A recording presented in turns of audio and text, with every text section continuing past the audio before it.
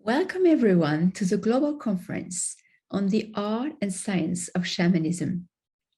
We will explore how this ancient spiritual practice is incredibly relevant today to reclaim inner freedom and to marvel at the beauty of our world and of being human. This event is designed to open up a sacred space for all of us and to access wisdom and compassion for ourselves and for the planet.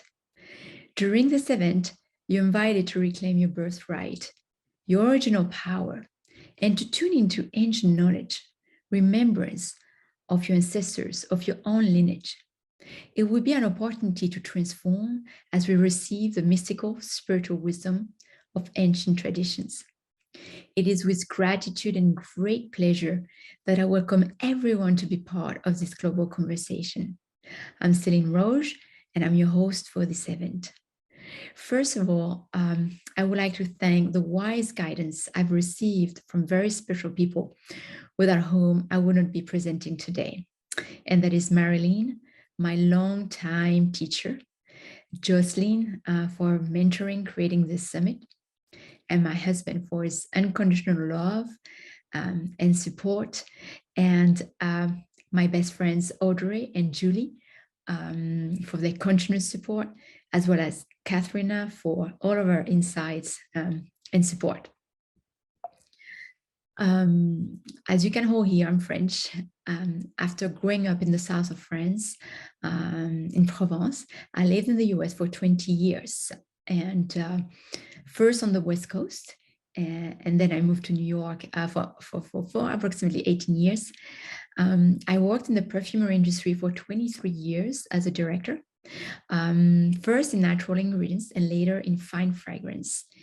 I worked in the fascinating world of perfume, where I learned about plants, flowers, woods, and their unique fragrance notes. And the reason why I want to share about scent is because my job gave me the unique opportunity to work on a sense that most people underuse, and that is a sense of smell.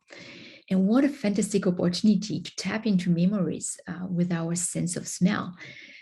Smelling is also a way to journey to a memory linked with a very powerful emotion. And when we use all of our senses, we expand the way we see the world. And in shamanic journeying, we have this incredible opportunity to discover and learn with all of our senses. Some that we use less, such as intuition, for instance. And in our world today, sight is a sense that is more solicited. And even our sight is being reduced since we spend so much time on screens, and it gets closer and closer, narrower and narrower, to the point that we lose this ability to see really far. And also new technology, for example, thinking about the trend of virtual reality goggles, really prevent us to see from far, but rather like really we get stuck in something that is really close to our eyes. So like smelling a rose can help us journey to a memory. All the senses can expand our understanding of ourselves and life itself.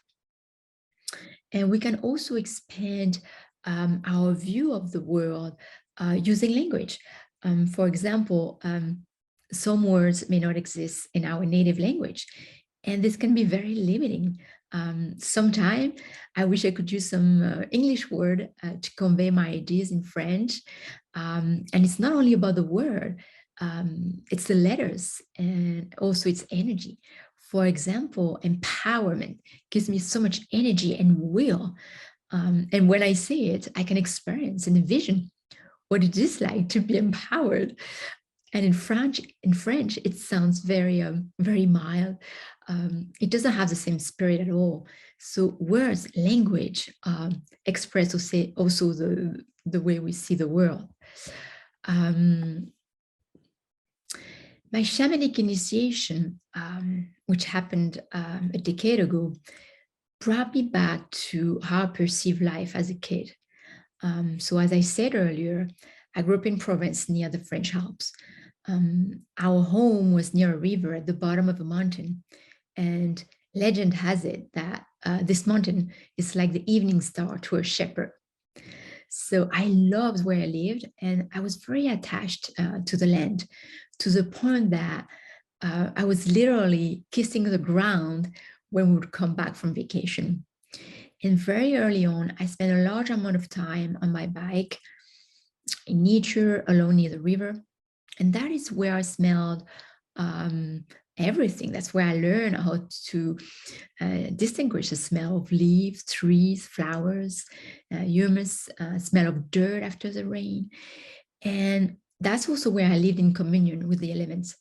I recall some days where the wind would blow so strongly. I was euphoric, gave me so much energy. I loved it so much.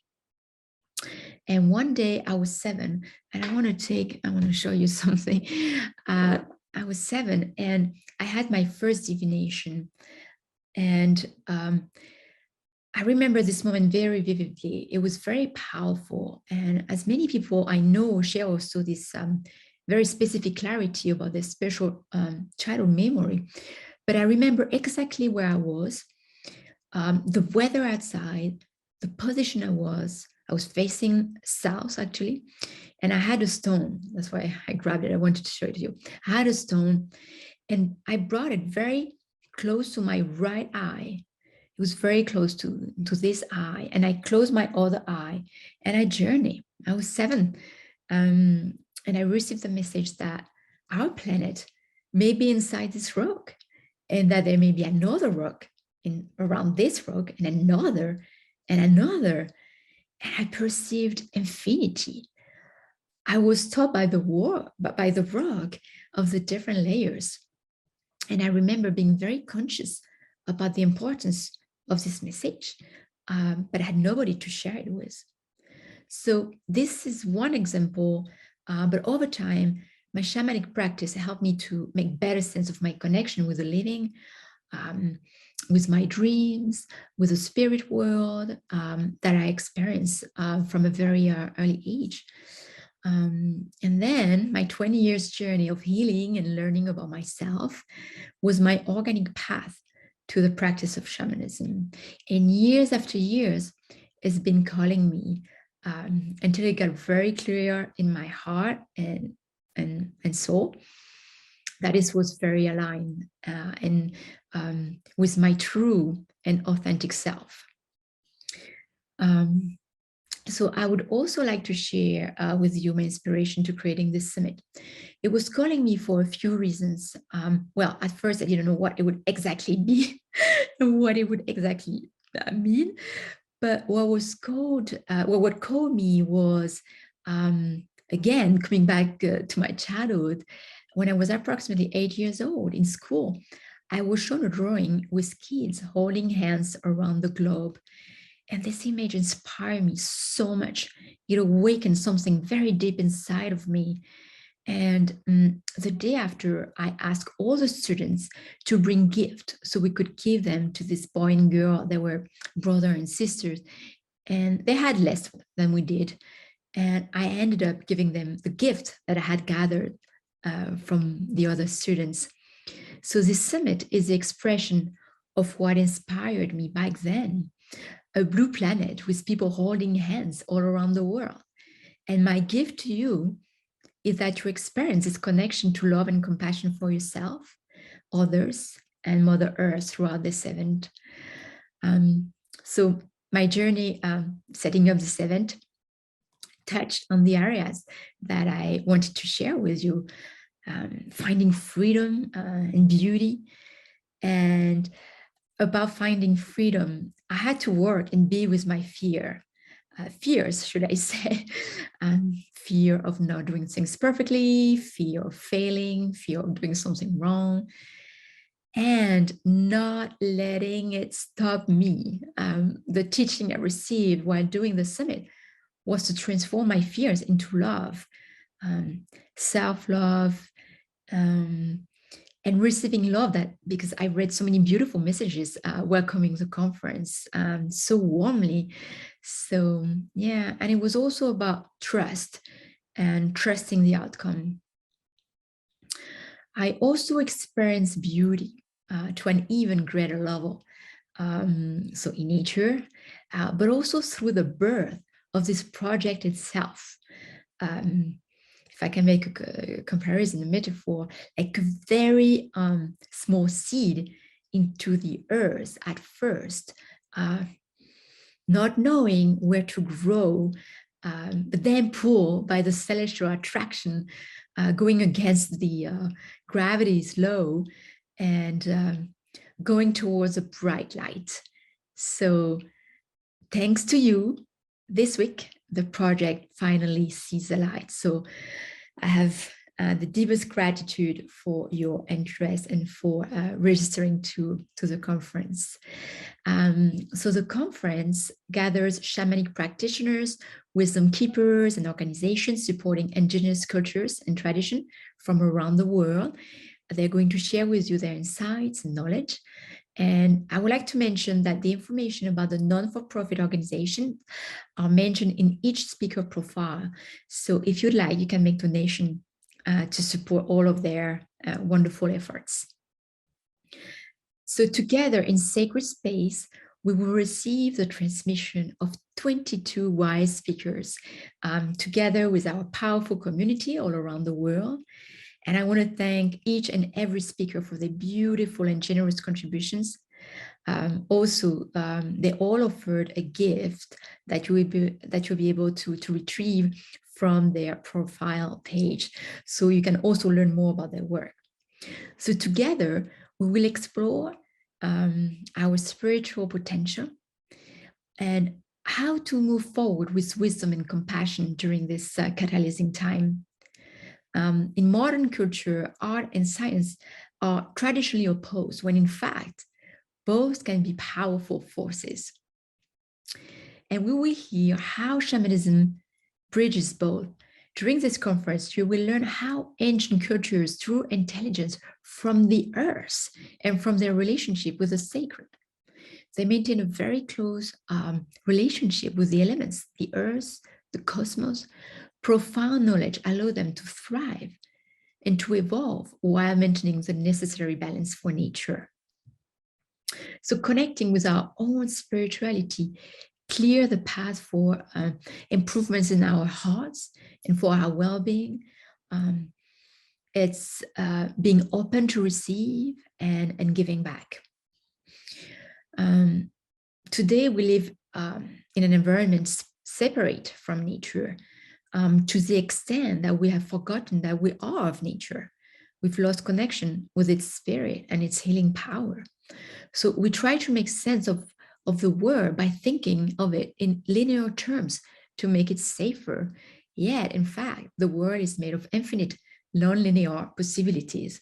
So it's time to regain our foothold in nature, to be present to the magnificence of our world and its web of interconnectedness and interdependence.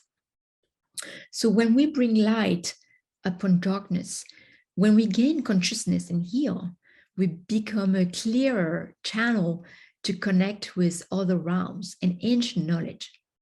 And shamanism is very relevant today as it resets the place of human beings in the world. And its practice reconnects us with nature and ancient wisdom in a profound and meaningful way. So to the question, how can we weave our own thread with ancient history? And with shamanism, we have the power to reestablish a line of connection between the spirit of all things and those of our ancestors, for knowledge and compassion. So by heeding their wisdom, we can reclaim our inner freedom and to marvel at the beauty of our world and of being human. And a great testimony of the passage and legacy of our ancestors is cave art. Many historic and scientific uncertainties remain surrounding to the why, the rational, the reason our ancestors portrayed their creativity in such a beautiful way. So to this day, in modern society, creativity remains a great mystery to us. And when manifested, the novelty can sometimes disturb or even offend. Meanwhile, those who have the sensibility to channel it can then explore and innovate by breaking free of traditional rules and without worrying about others' approval. And little is needed to be creative. However, one must tolerate uncertainty and the unknown. And the environmental and societal challenges that we're facing today call for creativity. And we can step into transforming and achieving something new around issues that matter to us, for which we care. And shamanic divination can reveal unexpected and inspiring information, which, when applied to life, can beautifully contribute to our own creative path. So today, in my presentation, I would like to honor our ancestors. And I chose to speak about cave art, rock art, because we have some of the most ancient caves ever found to this day here in southern France. So to do so, I'm going to refer extensively to the work done by Jean-Claude and David Lewis Williams. Jean-Claude is a specialist in prehistoric Paleolithic art. He has directed numerous research in French cave, as well as many other, many other countries. He's the former General Heritage Curator and President of the International Rock Art Committee. And David Lewis Williams is an archaeologist and doctor in social anthropology, and he was the director of the Rock Art Institute in Johannesburg. So they worked together and wrote Les Shamans de la Préhistoire, prehistoric shamans. So after the presentation, we'll conclude with a journey to our ancestors. So I'm going to share my screen now. And so I'm going to ask you for a few minutes while I'm doing this, maybe not a few minutes, a few seconds. So here we go.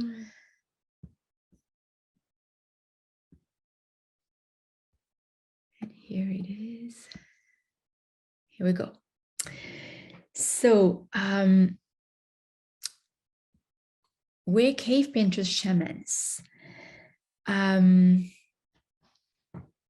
That's the topic of my talk today, as I share. So this is a picture from the Chauvet cave in southern France. This is a replica, and this is the horse well. So horse well wall. Sorry, it's beautiful, beautiful art. So just to put things into perspective, I adapted a little bit this slide, and the main period that we will be talking about, as you can see here, the Chauvet cave was discovered 30,000 minus 30,000 years ago. So most of the information that we're going to talk about is around that time. So I thought it was interesting to give you the chronology again, because it's a long time ago. It's been a while. Or not, who knows?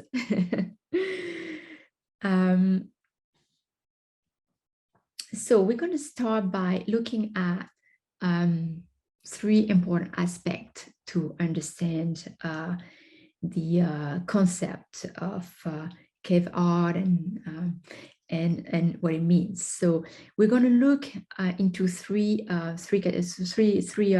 concepts. So first of all, universal shamanism, then altered state of consciousness, and shamanic cosmos. So sorry, the term shamanism comes from the Manchu Togo's word saman, and the word is used to describe the one who bridges the physical world with the spirit realms in order to bring balance and to heal a community. So if the word shamanism owes its origin to Siberia and Mongolia, it has since been widely used to describe practices with similar altered state of consciousness allowing the practitioner to communicate with the spirit world. So it encompasses ancient spiritual practices. And in traditional shamanic societies, connection to spirit was and is a way of life. It's a way of living life that touches everything. And anthropological studies has found evidence of shamanic presence in cultures all around the world since prehistoric times. So despite that, the fact that some historians and anthropologists have brought many insights related to shamanism as a possible practice and art during those ancient periods, overall researchers are not very favorable to it, and particularly in France. So coming to universal shamanism, as I said, there are many different shamanic cultures around the world with a unique traditions, unique geographical environment. And in his research, Jean-Claude explained that what we have in common is our universal human nervous system that allow us to access altered state of consciousness. And in his research, Jean-Claude assumed that Homo sapiens during the Upper Paleolithic shares the same nervous system as us today. However, his research does not assume that what we call shamans today were considered shamans back then, but rather he found similitude between the shamans around the world and at various times in histories.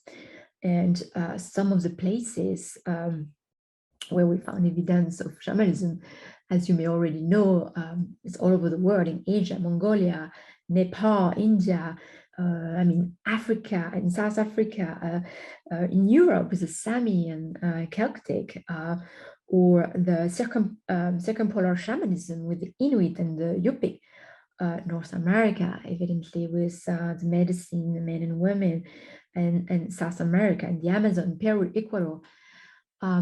So it's occurring in many places around the world as we speak.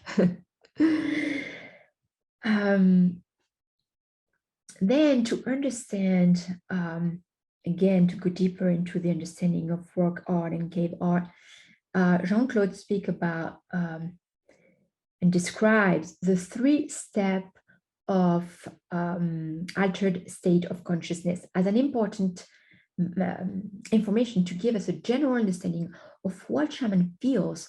And this was also proven in laboratory. And not all the shamans go through those 3 steps, but they're important to understand what we're going to talk about today. So the first stage is the lightest form, where one can see geometric form like dots, lines, curves, grids, zigzags. Second stage is the rationalization of those geometrical perception, transforming illusions in objects charged with emotional signification. And the third stage is reached often through a spiral or tunnel that then lead the shamans to the light, to humans or humanoid form entities, animals. That's where they experience flying, and or that's where they transform into an animal. So, and how do they reach those states? The question remains, but in his book, Jean-Claude suggests that hallucinogens were probably used during the Upper Paleolithic. And traditional societies have a deep understanding of plants and of their psychotropic properties, and they use it in a very specific and sacred context. However, this is not the only way to reach an altered state of consciousness. Actually, it is the least represented amongst various traditional societies around the world. Some communities use dance, some other use solitary search for vision, other we go on a quest within the communities. And finally, probably one of the most common that you know or you've heard of is through, the way to reach altered state of consciousness is with a repetitive rhythmic sound with a frequency range between 4 and 7 Hertz. So the common experiences of a journey are going upwards and downwards. Again, as I say, the sensation of flying, descending, and the sensation of going through a very small hole and a spiral, which lead to stage 3. And going into a cave physically reproduces this experience and materializes the spiritual journey going downwards. But not only, because a cave can induce modified state of consciousness can modify state of altered consciousness, yes, by being socially isolated, being deprived from sensorial abilities, which is necessary. And code itself could induce trance combined with art that was already there to create a very rich spiritual world. So there is a stone here that I would like to share with you. It is being exhibited right now at the Musée de l'Homme in Paris. The exhibition is called Art and Préhistoire, Prehistoric. And I found this stone really interesting for our topic today because it's a Capula stone. It's minus 40,000 years old. It's amazing. When I went to the museum and I was in front of it, I was very moved. It's so old. And this is, it has various shape, but and sizes, as many of them at the museum, but they were intentionally hollowed out by percussion using pebbles. So we can imagine that this was also creating rhythm, or this was a way for them, a metaphor for going in, right? Now we're going to talk a little bit about the shamanic cosmos. So worldwide shamanic cosmos has 3 levels, and those are common, but some cultures have multiple levels and more complexity, much more complexity to it.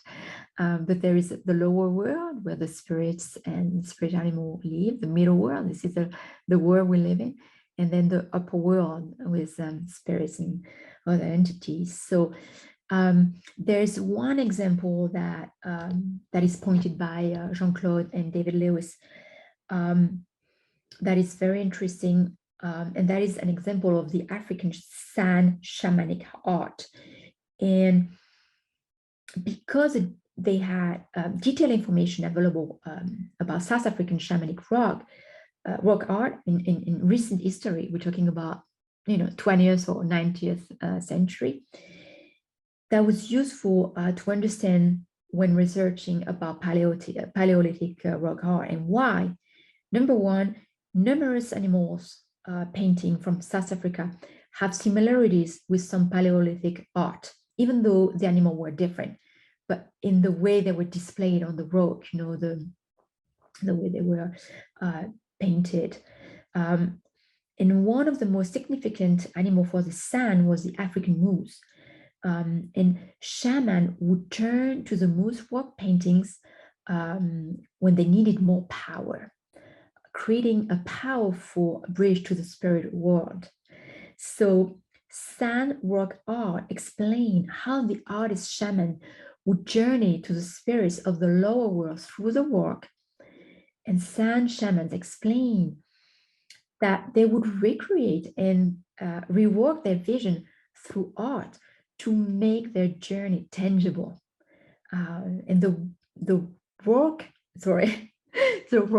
wall acted like a veil, between the world and the spirit world.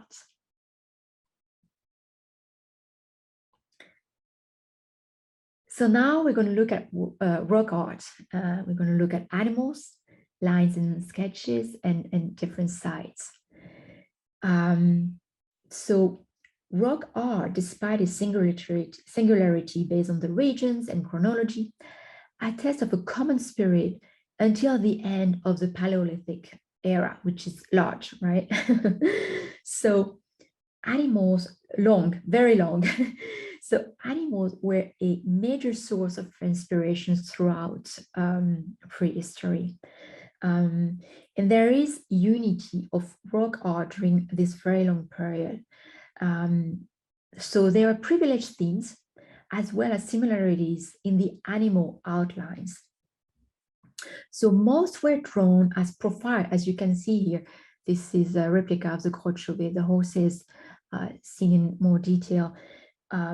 They were all drawn as profiles, and for instance, it was very rare to see them from their backs or from a frontal perspective. Interesting also to note that only a few animals were represented compared with the biodiversity of this time. They had so many animals, but they painted very specific themes. So, for example, animals that were not represented were insect, rodents, even wild pig, and some were rarely drawn in the European Paleolithic era, that is the birds, snake, and fishes.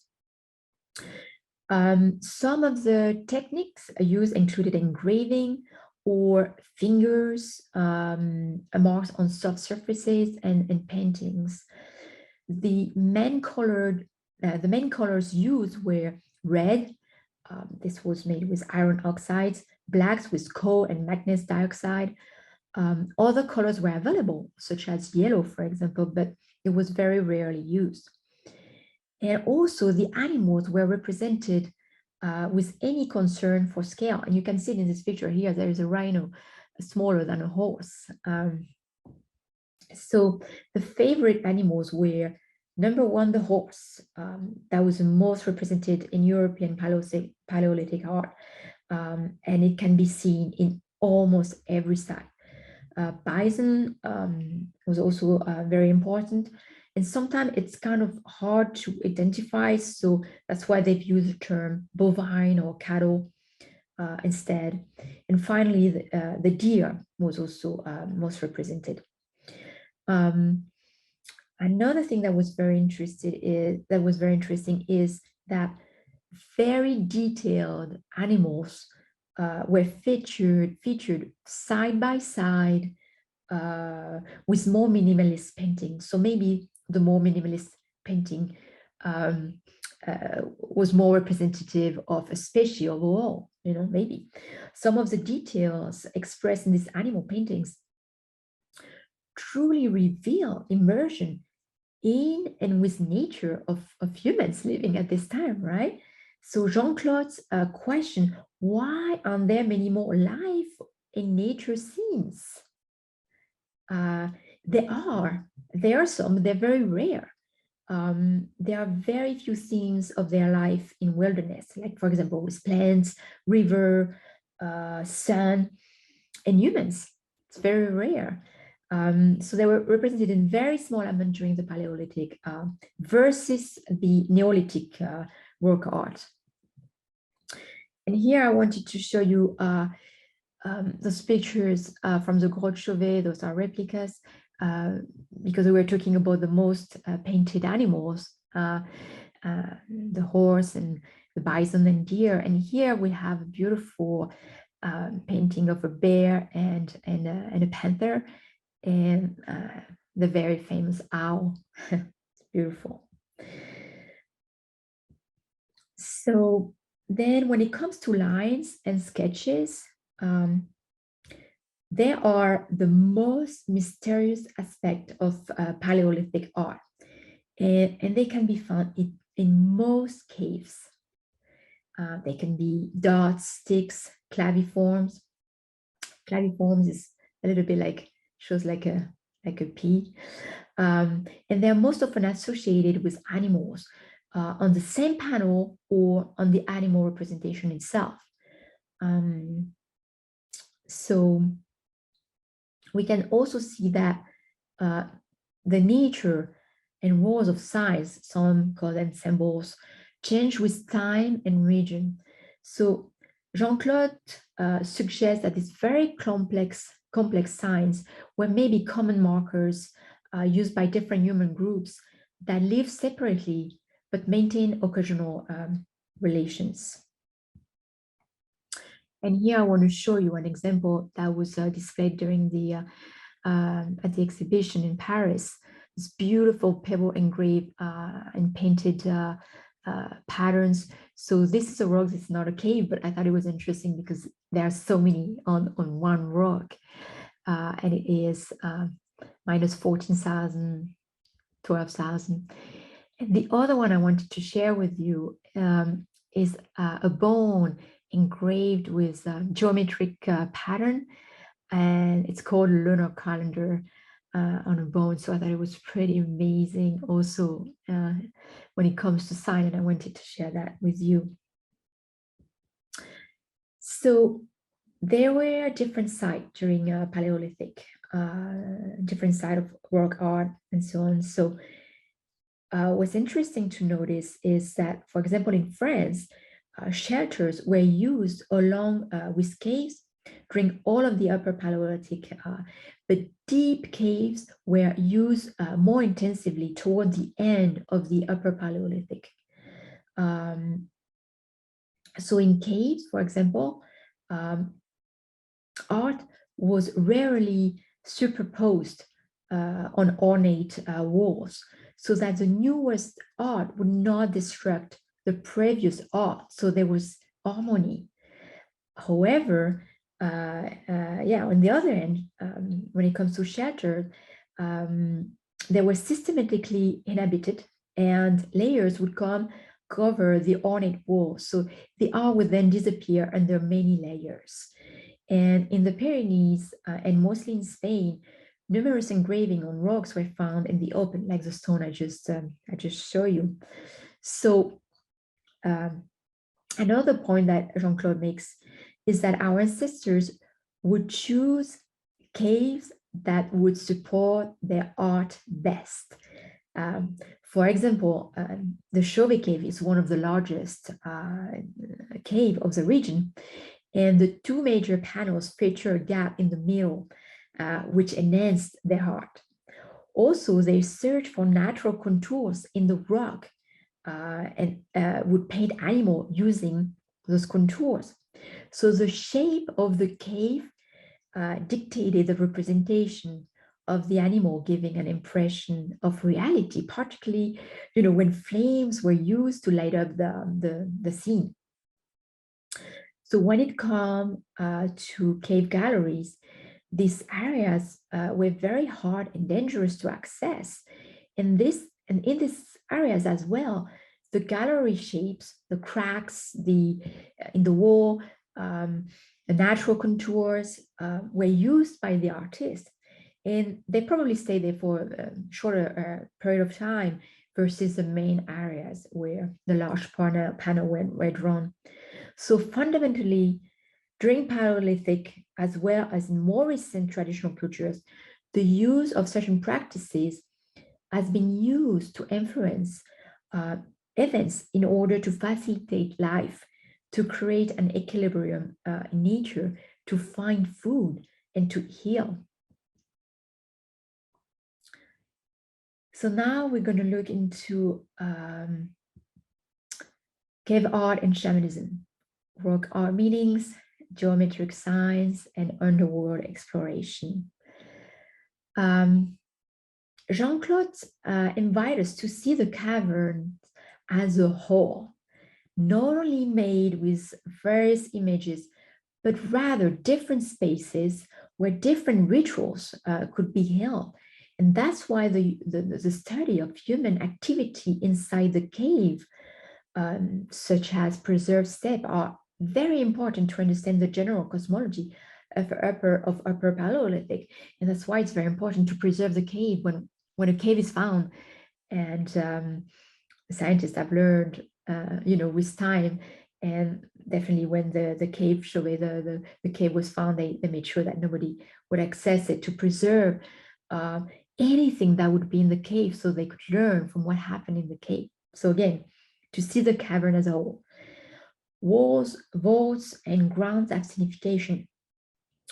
Various objects such as silex, chisel, or animal bone fragment can be found inside the vertical jump of the wall. So if the subjects were brought in these deep places in the caves inside the vertical jump of the wall, it's not for practical reasons, but probably for ritual purposes, and as if they wanted to penetrate the walls. So the assumption here is that the cave was leading them to the lower world.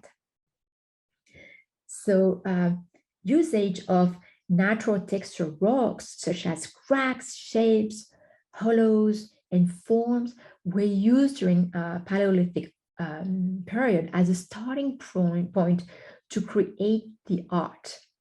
So the figures were not only painted, but they became integrated to the cave walls, as if it was coming out of it. And as mentioned earlier, lightning was also an important factor. Lighting, not lightning. Or maybe lightning was too, but lighting was an important factor, because depending on where the flame were oriented, certain facet of the rockscape was enhanced and made the figure appear or disappear.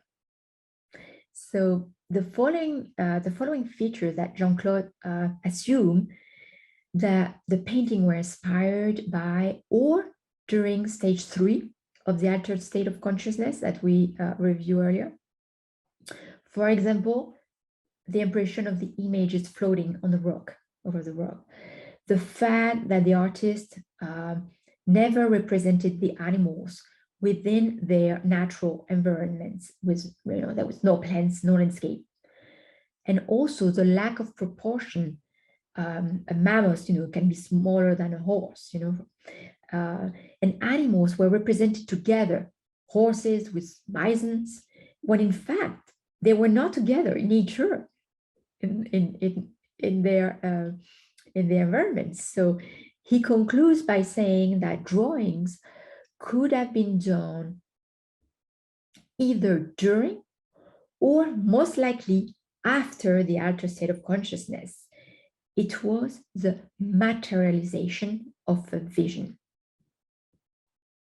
And here, since I was talking about the object that could be put inside the rocks, I'm not saying that those specific objects were, but I thought it was interesting to share from the exhibition occurring right now in Paris. This beautiful half-rounded roads engraved with geometrical pattern that we talked about earlier, the spiral, going into stage 3, and the smoother with bovines on the right. So those are tools are very old, minus 20,000 years. So when it comes to geometric signs, creatures, and hands, first of all, geometrical signs are the vision of stage 1, right? It can be dots or buttons or lines, and very specific of stage 1, and it belongs to the spirit world as well. And the creatures, half human, half animal, like for example, le sorcier of the cave called Les Trois Frères here in France, was interpreted by as a sorcerer in disguise, when in fact it could also portray shamans who transformed and merged with an animal during stage 3 of the altered state of consciousness. And hands were also more than a drawing or of fingerprints. Jean-Claude explained that the paint was probably a mixture made during a ritual, And the most important step was when the hands were covered with a mixture and when the hands became invisible and disappeared in the rock. So the hands would penetrate the spiritual world, um, such as the objects that we discussed earlier.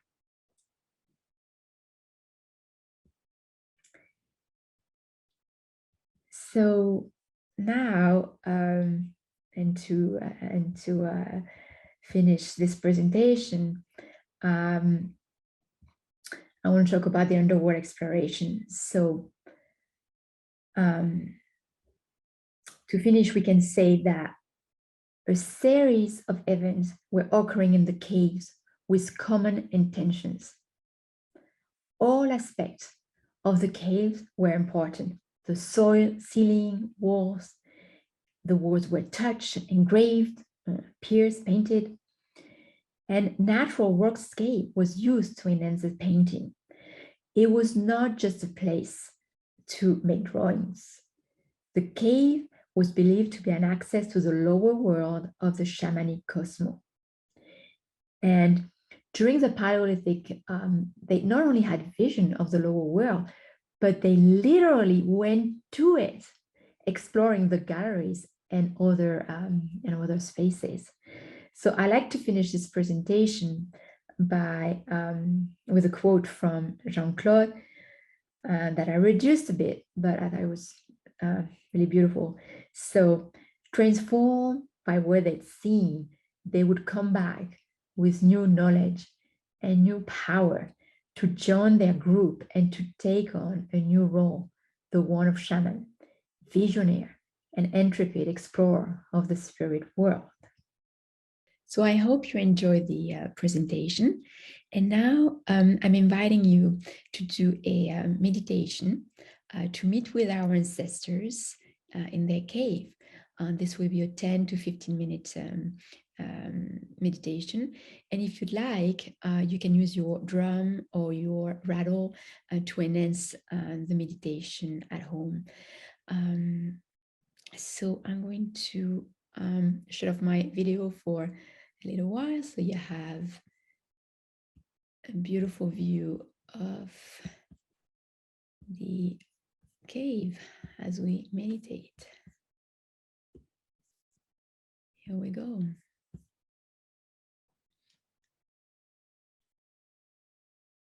So sit comfortably and close your eyes and take a deep breath and release.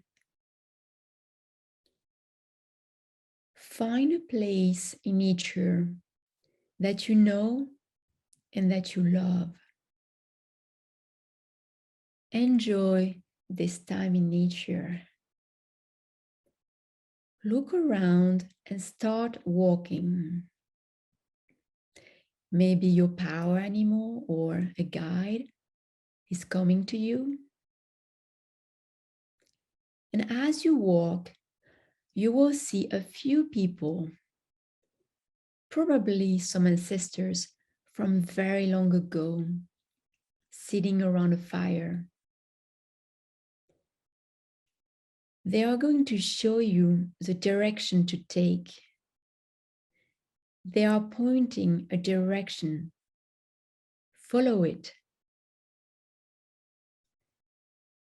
Keep walking until you find the entrance to a cave. Maybe there is a very large stone that is indicating the entrance. Keep walking toward the entrance of the cave.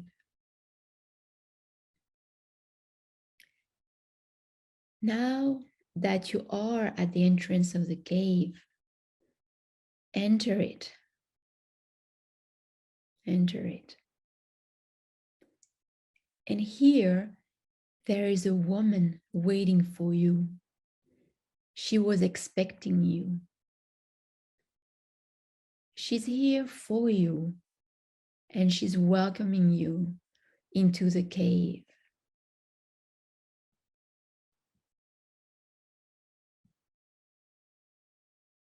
She's welcoming you into the cave. She asks you to take a seat around the fire. You are being welcomed as a guest, and the circle welcomes you here today. Now take your seat around the fire.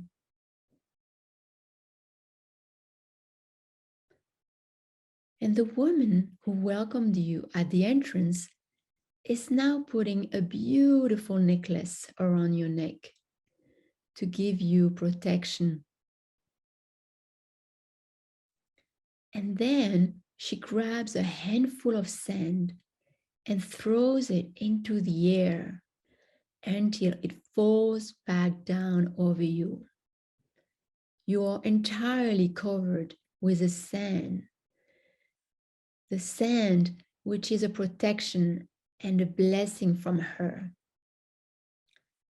The sand is red and very soft as it lands on your skin.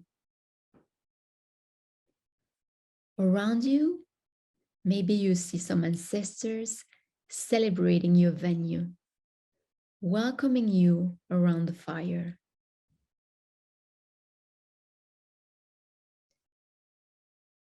Then, two elders, a man and a woman, ask you to follow them, and you are now going a little further away from the circle in a more quiet area of the cave.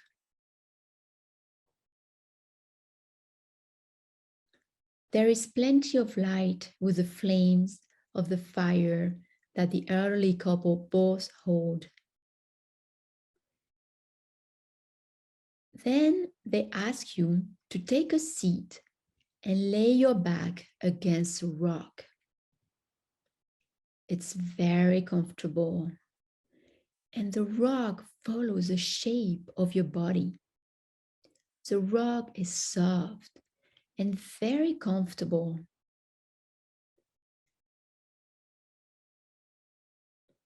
And from there, a horse comes to visit.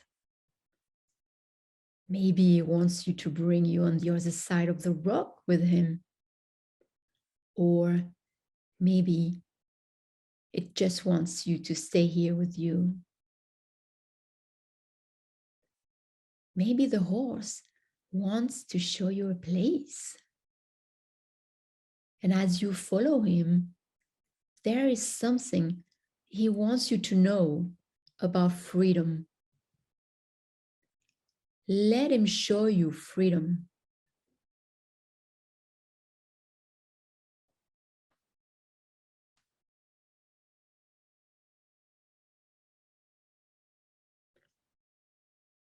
Maybe there is something he wants to say. Maybe it's a word, maybe more. Or maybe there is something he wants to share with you about the cave and our ancestors. Maybe he wants to share something with you about the fact that it was painted so many times. Just be there with the horse.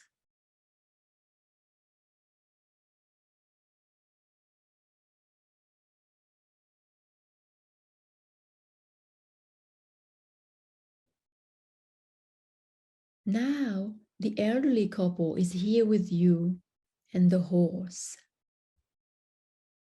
And you can sit with them around a fire.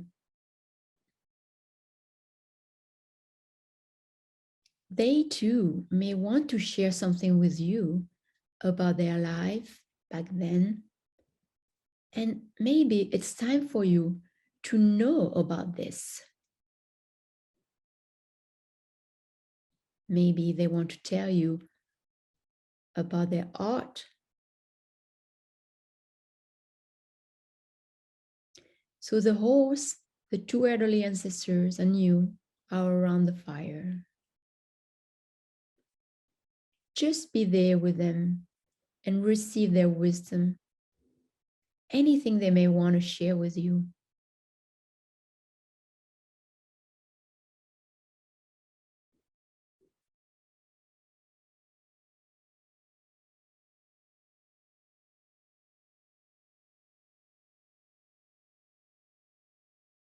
Just be there with them.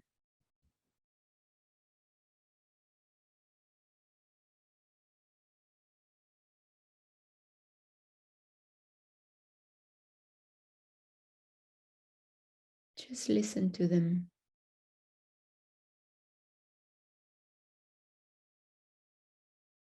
Or maybe you see something that they want to show you.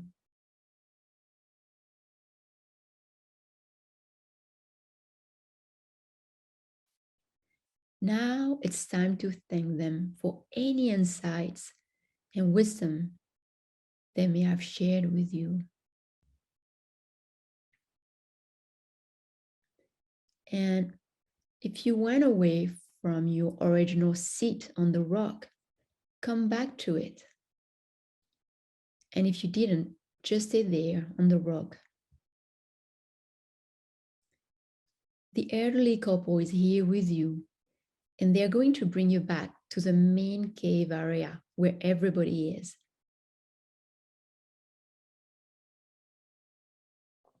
And here, take the time to thank your ancestors as they are celebrating you and welcoming you back. And as you celebrate with them, feel the power that was given to you during this communion with them. You want to celebrate that this power is back. You can dance and sing if you want. It is your celebration. Thank the elderly couple. Thank the woman who gave you a beautiful necklace. And thank the horse. Take the time to acknowledge them, thank them. And now it's time to come back. You can now exit the cave and track your path back to where you came from. And you can also thank the ancestors that you met on your way in. Walk back. Walk back to this place in nature that you know and that you love. Walk back. Walk back. Walk back. And when you're back, when you feel ready, open your eyes.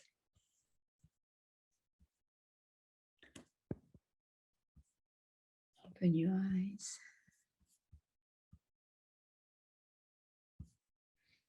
So now you can take the time to write some notes, any insight, wisdom that you have received from your ancestors. I want to wish you a beautiful week, filled with inspiration, wisdom, as you listen to our 22 speakers, wonderful speakers this week. I want to thank you for watching my presentation, and I want to thank you for listening to the conference. It was truly an honor and a pleasure to organize it. So enjoy, and I'm sending you many blessings, much love and peace to all. Thank you. Thank you so much.